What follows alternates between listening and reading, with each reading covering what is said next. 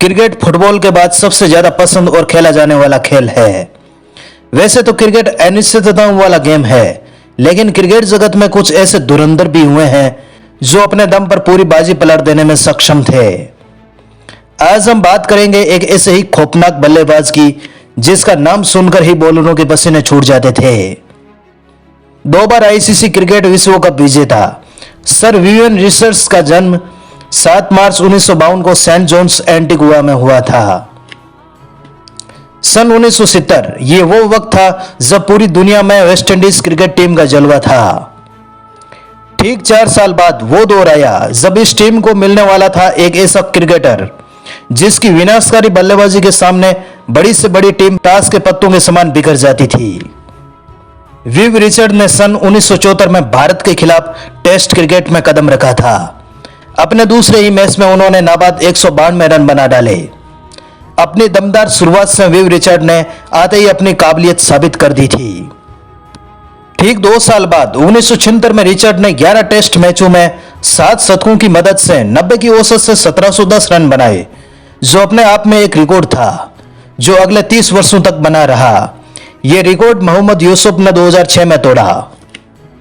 सबसे तेज शतक बनाने का रिकॉर्ड भी विवियन रिचर्ड्स के नाम है, जब उन्होंने 1986 में टेस्ट मैच में इंग्लैंड के खिलाफ केवल 56 गेंदों में यह कारनामा कर दिखाया। विवियन रिचर्ड्स का नाम अक्सर उनकी विनाशकारी बल्लेबाजी शैली से जुड़ा होता है, और यह सही भी है, लेकिन बहुत से लोग उन्हें सर्वश्रेष्ठ कप्तान के रूप में याद नहीं करते। लेकिन मैं आपको बताता चलूं, विवियन रिचर्ड्स ने 1984 से 1991 के बीच 50 टेस्ट मैचों के लिए कप्तानी की, और उस अंतराल में वेस्ट इंडीज एक भी मैच नहीं हारी। अपने टेस्ट करियर में उन्होंने 121 मैचों में 50.23 की औसत से 8540 रन बनाए, जिनमें 24 शतक भी शामिल हैं। बात करें रिचर्ड्स के वनडे कैरियर की, तो उन्होंने अपने वनडे कैरियर की शुरुआत 1975 के विश्व कप से की। यह क्रिकेट का पहला विश्व कप था। वर्ल्ड कप में इन्होंने पहला मैच श्रीलंका के खिलाफ 7 जून 1975 को खेला।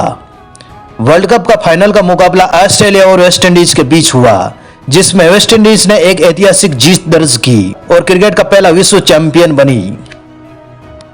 इस विश्व कप में फाइनल तक के सफर में विवियन रिचर्ड्स ने अहम योगदान दिया। अपनी जबरदस्त फील्डिंग से ऑस्ट्रेलिया के 3 बल्लेबाजों ग्रेग चैपल, इयान चैपल और एनल टर्नर को रन आउट किया। नतीजतन टीम 17 रन से जीत गई।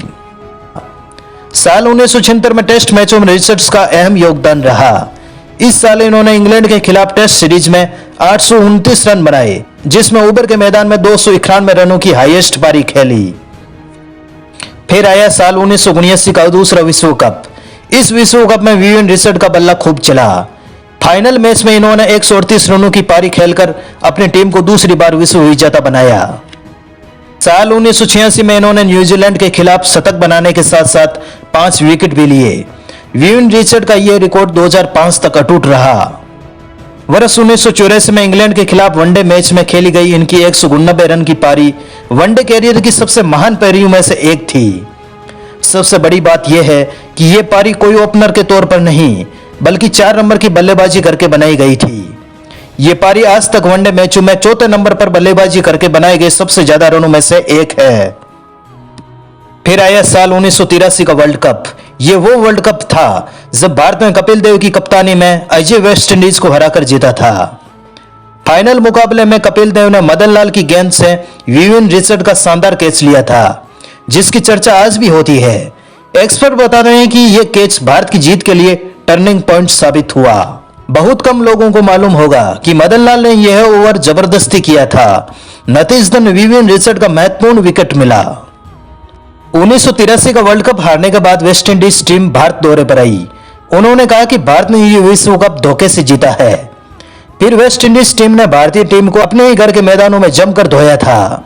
सुनील गावस्कर को छोड़कर बाकी सब का प्रदर्शन उस सीरीज में बेकार साबित हुआ। नतीजतन ये सीरीज वेस्ट इंडीज 5-0 से जीत गई। टेस्ट मैचों में रिचर्ड्स के ऊपर केवल डॉन ब्रैडमैन और सोबर्स ही थे, लेकिन वनडे मैचों में उनका एक तरफा साम्राज्य कायम था। लगभग 17-18 सालों के कैरियर में वे बिना हेलमेट के खेले और बड़े बड़े बॉलर्स के धागे खोल दिए। रिचर्ड्स का जितना बे गेंदबाजों के भीतर हुआ करता था, उससे कोई सोच भी नहीं सकता था। ये तब की बात थी जब बॉलर्स बैट्समैन को स्ट्रेचर पर लादकर पेवेलियन भेजते थे। जब तक विवियन रिचर्ड्स थे उनके समकालीन कोई बल्लेबाज आसपास तक नहीं था। वो कहते हैं ना, हर उगे हुए सूर्य का अस्त होता है, एक न एक दिन सितारा ढल ही जाता है। ऐसा ही कुछ विवियन रिचर्ड्स के साथ हुआ। 1988 के बाद इनका करियर ढलान पर आ गया। 1991 में आते आते उनका रन रेट औसत काफी घट गया। इस दौरान उन्होंने मात्र एक शतक ही लगाया। अपनी घटती परफॉर्मेंस की वजह से विवियन रिचर्ड्स ने 1991 में अंतर्राष्ट्रीय क्रिकेट से संन्यास ले लिया। इन्होंने अपना आखिरी वनडे मैच 27 मई 1991 को इंग्लैंड के खिलाफ खेला और आखिरी टेस्ट मैच 8 अगस्त 1991 को।